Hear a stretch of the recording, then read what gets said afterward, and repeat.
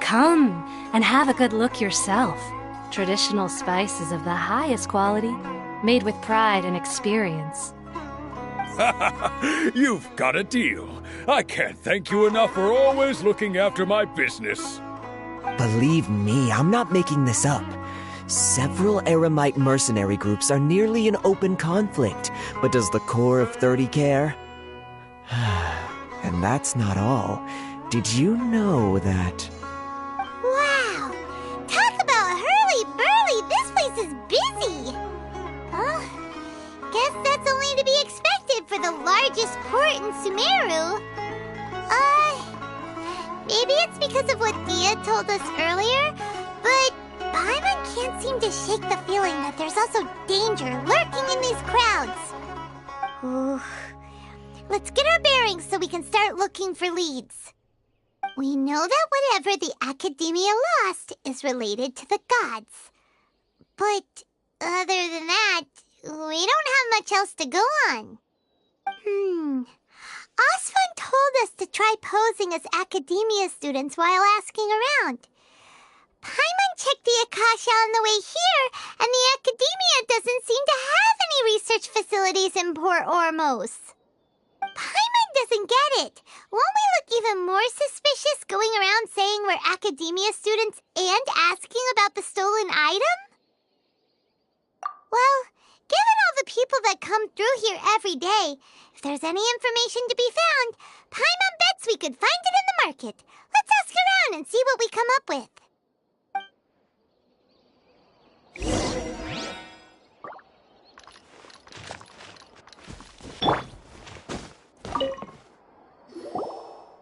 Welcome. Welcome. How can I help you two? Hi there. We would like to ask you a question. Do students from the Academia ever come to Port Ormos? Of course. Especially around this time of year. Students from Sumeru City that are about to graduate often come to Port Ormos to cut loose a little. Many people often talk about how hard it is to get accepted into the Academia, let alone graduate. But those who finish their studies and go on to become full-time researchers at the Academia have it even harder. Sure, we may not be Sumeru City, but Port Ormos offers beautiful scenery and a stress-free environment.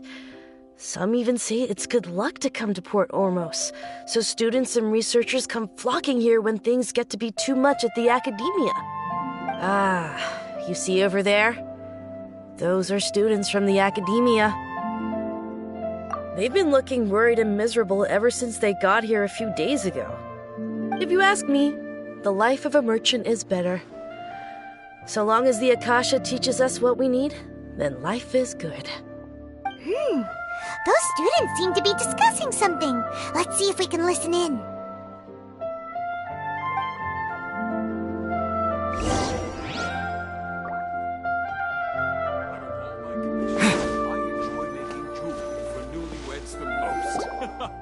It's no good.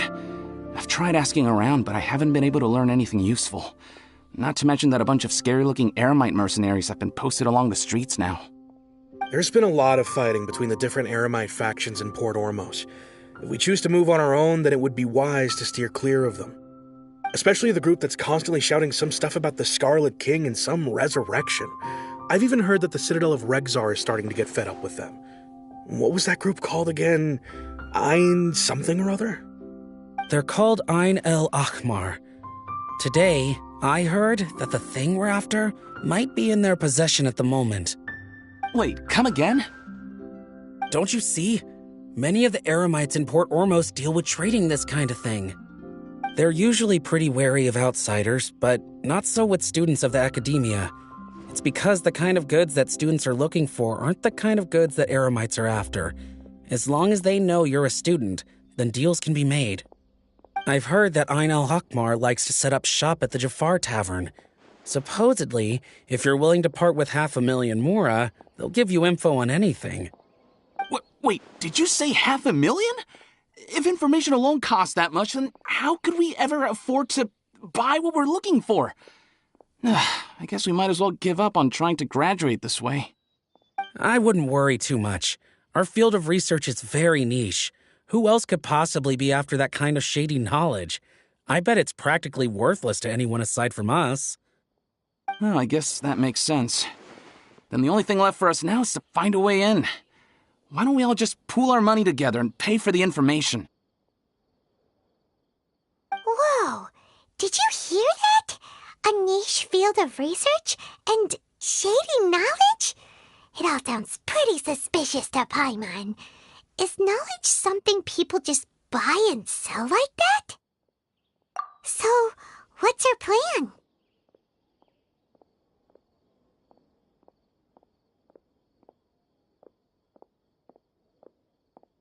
Wait, didn't you hear what they just said? Buying information is going to cost us 500,000 Mora! Have you lost your mind?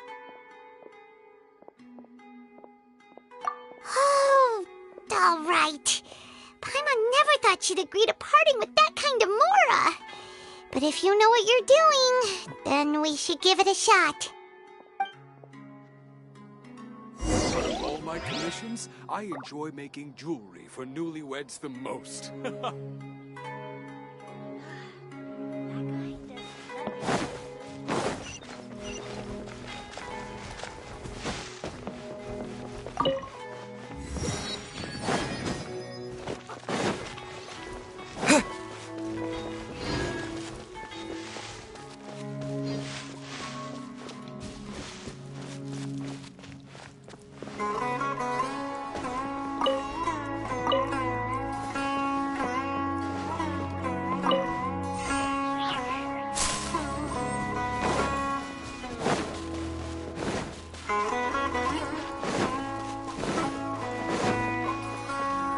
This is the place we heard those students talking about. Let's find a seat somewhere and see if we can spot the group. Oh, you've arrived. Please, take a seat. So, they think that they can go toe-to-toe with the boss? Ha! Once we reclaim the power of the Scarlet King, they'll be the first that the boss punishes. They're nothing to be afraid of. Our main rival now is the Caracal Battalion. They've also amassed a significant amount of Mora this time, so we mustn't underestimate them. How can the Caracal Battalion compete with the boss when they're nothing but a bunch of money-grubbing opportunists out for a quick Mora? Yeah, with Boss's fervent devotion, he'll be able to use this power to bring our god back this time. All these guys talk about is the Scarlet King, so they're probably the ones we're looking for. Greater Lord Ruka Devata. That traitor and her followers must not be spared. The day will come when the Scarlet King exacts vengeance on Sumeru, and all of them shall be punished. Yeah, Paimon was wondering what they meant too. We should ask about that if we get the chance later.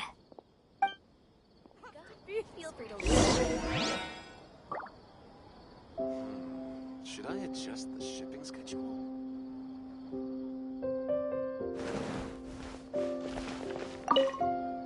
Talk to the bartender if you want a drink. Huh? Who are you? What do you want?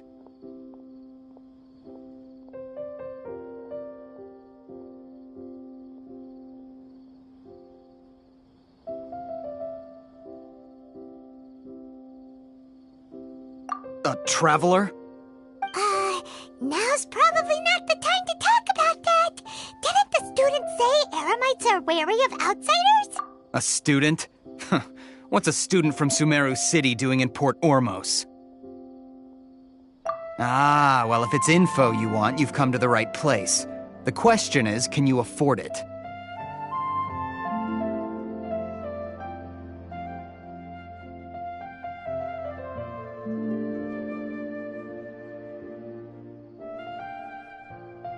Huh?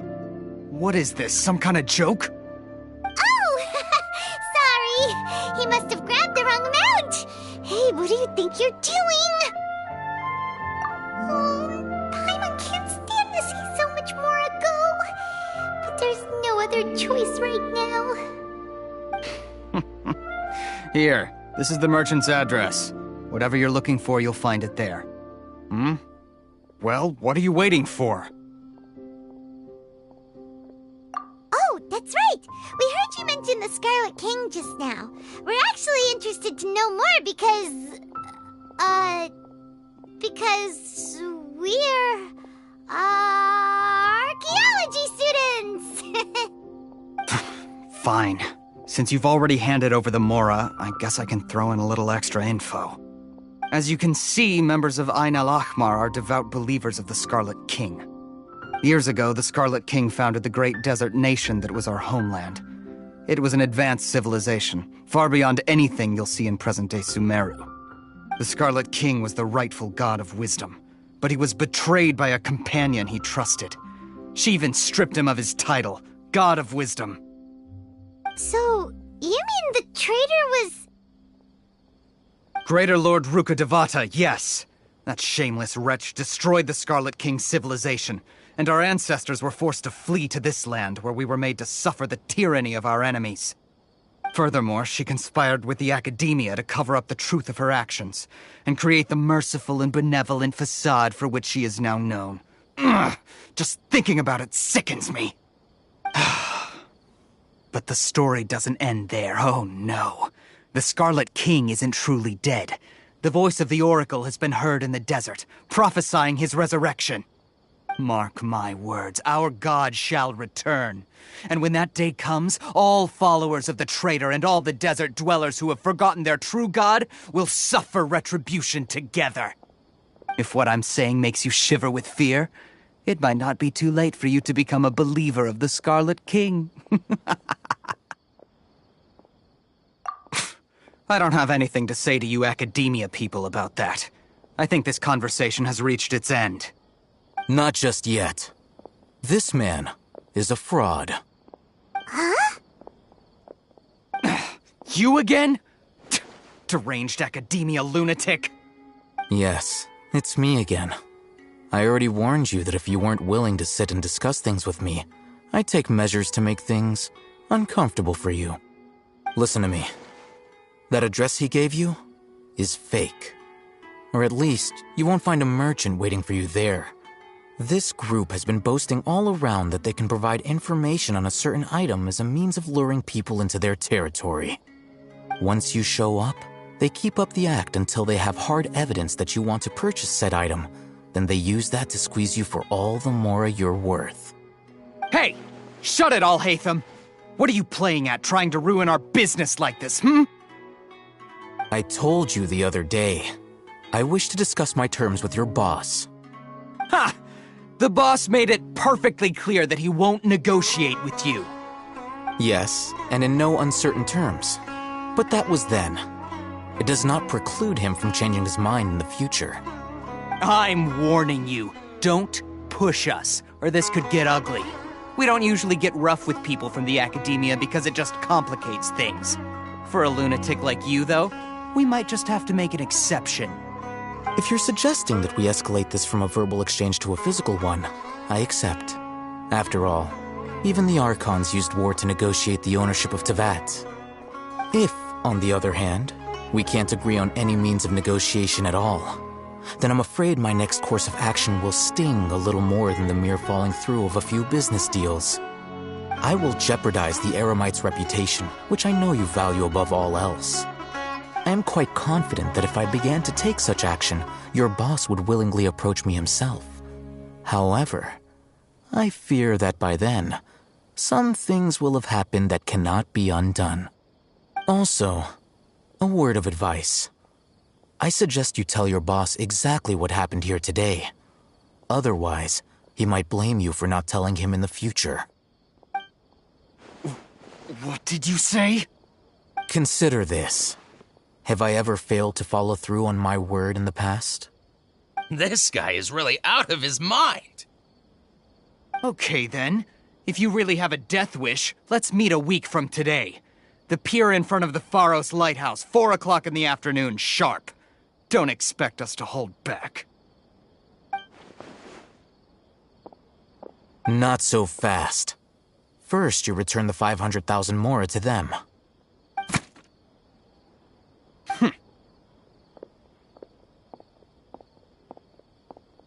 Please, I beg you, don't provoke them. We can't afford any trouble with this crowd. They haven't even paid for their food yet. Ah, Mr. Iman. There appears to be fewer staff in the restaurant recently. This wouldn't happen to be because they're all busy spreading the word to the students, would it?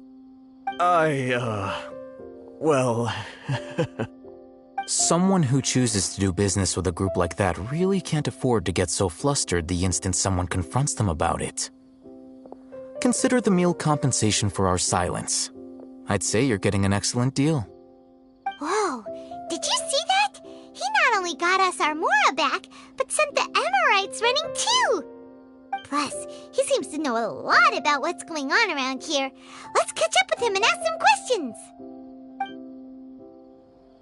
He went that way! After him!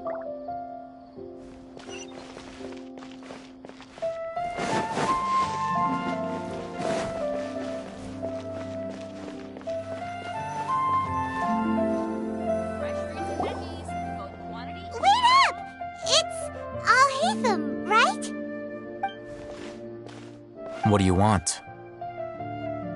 No need for thanks. My goal was to get to them, and you two gave me just the opportunity I needed. We're even. Oh, I advise you to keep your distance from them. Since they weren't able to make off with your Mora in the end, they might harass you again in the future.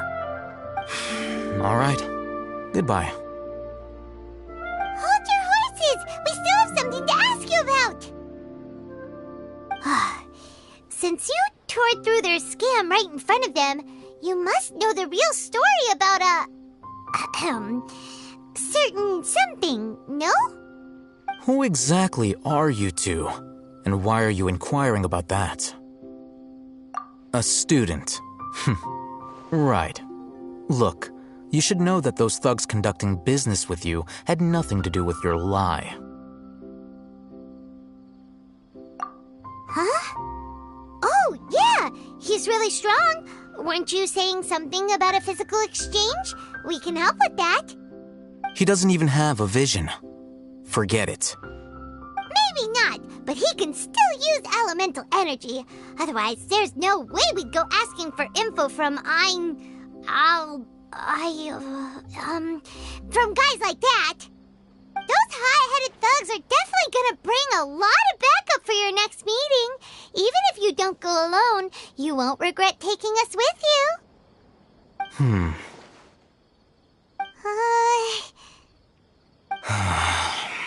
All right, I accept. Got a pen and paper? If you're searching for someone who sells that kind of merchandise, I'll give you one of their addresses, and you can try your luck. We'll reconvene at the appointed time by the pier. It doesn't matter if you show up or not. So, since you were happy to give us this merchant's information, does that mean you can tell us exactly what we're after? You were willing to part with 500,000 Mora for something and you didn't even know what it was? Okay. Well, if you truly are as skilled as you claim, then you can beat the answer out of them when they become hostile. Look, if you've been making inquiries, then you have to know something by now. Tell me what you know so far, so I don't waste time repeating information.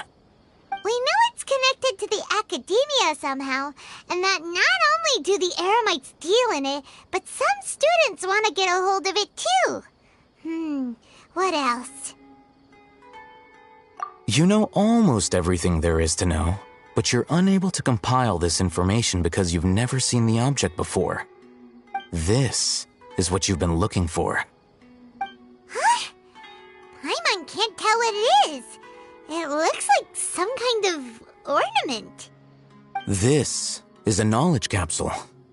To put it simply, it's a vessel that can store a fixed quantity of canned knowledge. It's like a miniature Akasha. Anyone who links it to their personal Akasha terminal instantly becomes privy to its contents. Correct. Anyone. Unlike the Akasha, which heavily regulates who can access what information, knowledge capsules confer their contents without any requisites. That's amazing! It's essentially a convenient and harmless vestibule for knowledge. Unfortunately, it's illegal in Sumeru to privately possess or trade them. They were created as a means for scholars to transfer knowledge gained from Irminsul into the Akasha, and are intended to be destroyed immediately after use. But despite strict regulations, some of these knowledge capsules will always escape destruction. After all, there will always be those in this world who are dissatisfied with life as designed for them by the Akasha and wish to change their fate. Over the past century, a wide variety of canned knowledge has been leaked from the academia. Now, in Port Ormos, the valuable ones are a means to Mora for the Eremites. Meanwhile, those which the Eremites deem to be useless to them occasionally prove useful to the common citizens and hapless academia students. Well, I think that about sums it up.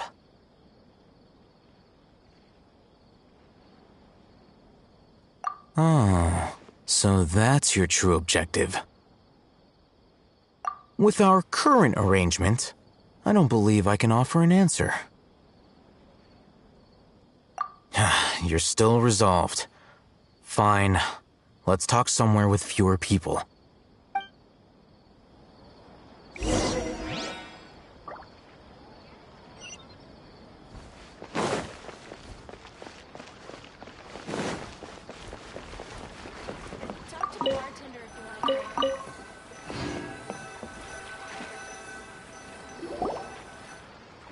Let's continue our conversation here.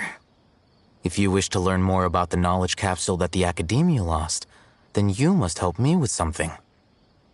I need you to find someone named Dory, a traveling merchant. Unlike the peddlers who hawk inferior knowledge capsules, she often has quality goods in stock. Some say that as long as there is profit to be made, there is nothing she won't dare to sell.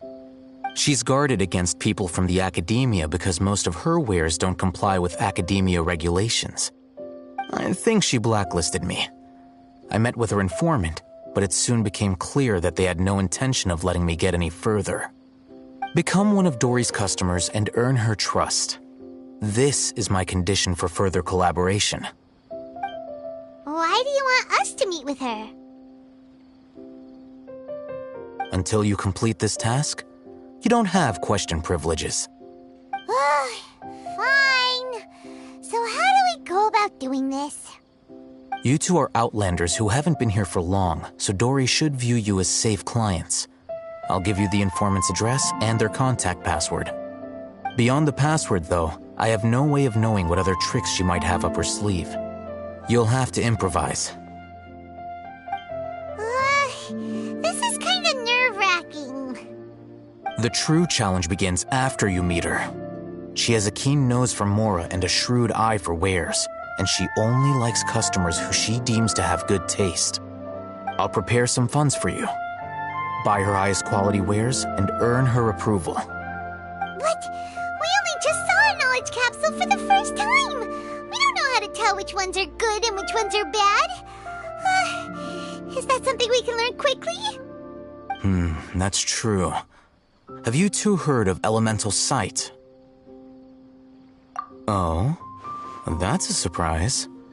Guess I'll have to hold you in higher regard. Anyway, that ability should resolve your issue.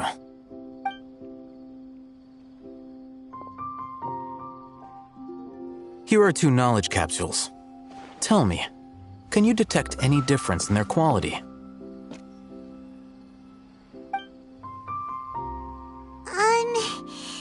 They look the same to Paimon. Try inspecting them with elemental sight. How'd it go? Did you see anything? Rumor has it that higher quality knowledge capsules generally appear brighter when viewed through elemental sight. That's because knowledge originates from Irminsul, the root of Dendro power itself. The more powerful the knowledge, the richer it is in Dendro energy. However, some canned knowledge with a high concentration of elemental energy is of little use in contemporary times, so those capsules are of little value. Using elemental sight is merely a stopgap measure, but it should suffice for earning Dory's trust. That sounds pretty impressive. Here's a sheet with the informant's location and contact password, and here is the Mora for purchasing canned knowledge. Don't be cheap. You'll need to spend to catch Dory's eye. If there's any Mora left over, just keep it. Oh, and be sure to exercise some caution. There have been Matra present in Port Ormos lately. Your efforts will be for naught if they catch you. Matra?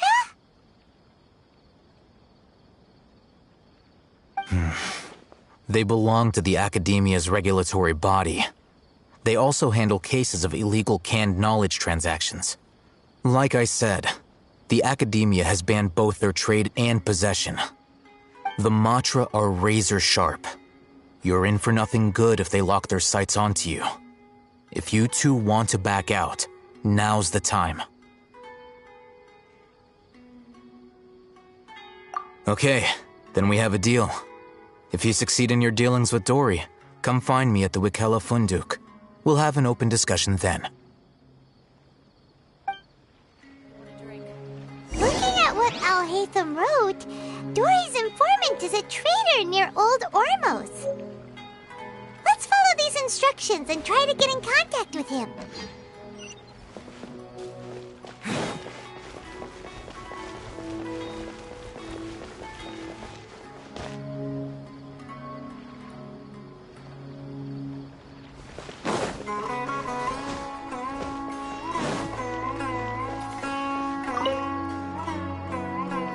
Hello.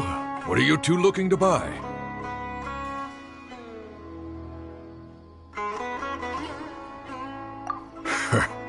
What a unique palette. We have unripe horror fruits, but we usually keep them in the back. I'll have someone escort you. Following the paper got us past the first round. Ronak, these two want to buy unripe horror fruits. Show them to the warehouse. Got it. You two, please follow me. You two have a fascinating fashion sense. We haven't seen a customer wearing a Sumeru rose for quite some time. Hold on. Let me think. Sumeru rose means common merch. No, look again. We're obviously wearing morning flowers. Ah, my mistake. I do apologize. Whew. That pop quiz sure was scary. The warehouse is up ahead. Please follow me.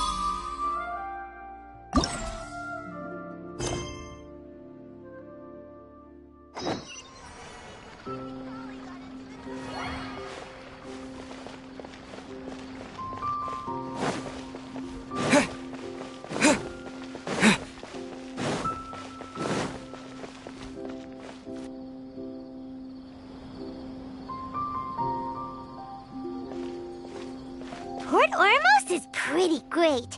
There's so many new and interesting things, not to mention all the tasty food. Sumeru's largest commercial port sure lives up to its name. Look at all the merchants, and everyone seems excited just to be here. How did things end up like this?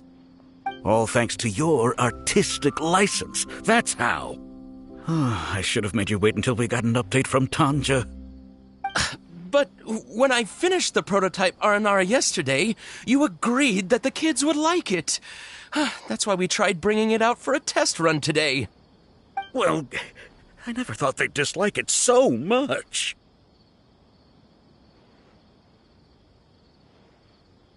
Oh, what should we do? Whoa. Yeah. Compared to everyone else, they seem really down in the dumps. Let's go find out what's going on. there. Paimon's name is Paimon, and he's a traveler who is just passing by. Is there something bothering you? Oh, I noticed you two a moment ago. Welcome to Akara Crafts, the best toy store in Port Ormos. At least for now. What's bothering us is this prototype Aranara. To start with, could I get your opinion on it? Prototype Aranara? You mean this wood carving here? It looks like a mushroom monster to Paimon. Oh, there we have it. The verdict is in. What a headache. Not the first negative feedback we've had. So, what exactly is a prototype Aranara? So for context, Aranara are magical creatures in Sumeru fairy tales that live in the forest. For the store's 20th anniversary, we plan to release a series of hand-carved toys based on the Aranara stories that kids know and love. This is a prototype we made to get an idea of how they would react. But when we put it out there, the reaction was not quite what we'd anticipated. They thought it looked like a mushroom too, huh? No, worse than that, actually. I can't quite describe it, though. And I'm also not very good with kids. Maybe you could ask them for yourselves.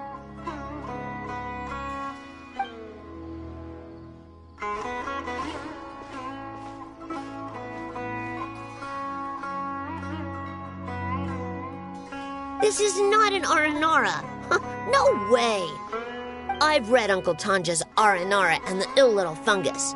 It says that Aranara are supposed to be chubby and squishy. The carving looks nothing like that. Toys do look better when they're round and chubby. Uncle Tonder said in Aranara's vow that you can deceive the eyes, but you can't deceive the heart. This carving makes me feel lost and confused inside. I don't think the creator put his heart into it at all. It's nothing like an Aranara. Ooh, didn't put his heart into it, huh? Oh, sounds like one of those things that's easier said than understood. Kassid and Alia didn't like this carving, but I think it's okay. It doesn't look too happy, so it's kind of pitiful in a cute way. Oh, a positive review! Yeah, so I would totally ask my dad to get it for me, if it wasn't meant to be an Aranara. Oh, well, that took a sudden turn for the worse. We asked the children for their opinions. Oh, how did it go? Has it maybe, grown on them at all?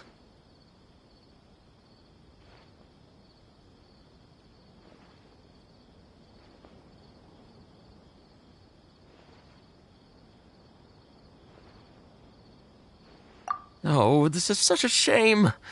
Why isn't Tondra back from Gandharvaville yet?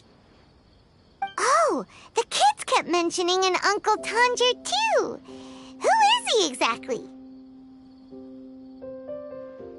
Uncle Tondra is a famous children's author here in Port Ormos. He wrote quite a few stories in the past, but none of them were popular among children.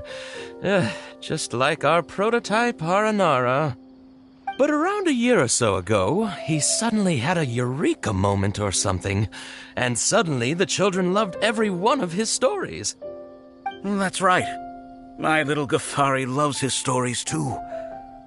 The whole reason we decided to make these carvings was because we saw just how popular the Aranara are among children. We asked Tanja for guidance, but right after he agreed, he went off to Gandharvaville with his son to look for inspiration. They haven't returned yet. We were running out of time, so we had no choice but to carve an Aranara based on our own imaginations.